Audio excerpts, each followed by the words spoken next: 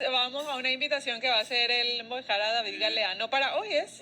Hoy desde las 14 horas hasta las 20 horas en el Museo de Ciencias, en la calle General Santos, a ubicarnos más o menos donde antiguamente era Textilia. Y allí se hace un evento especial que se llama Reyes Científicos, y del cual van a participar varias personas que se dedican al tema de la ciencia en sus distintas áreas.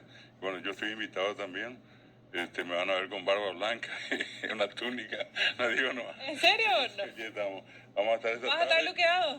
No, todavía hasta ahora no, capaz que ocurra, ¿verdad?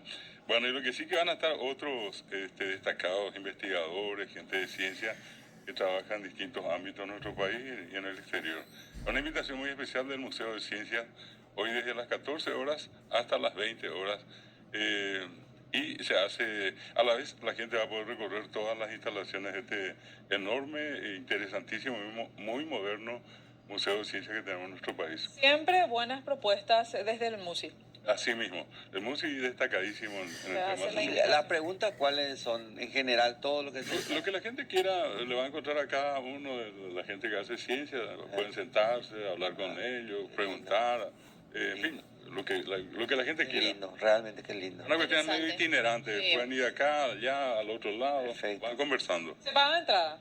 Sí, 35.000 guaraníes. Sí, Online y en puerta. Y eso, repito, permite el recorrido de todo lo que tiene el museo, no solamente participar del evento en sí.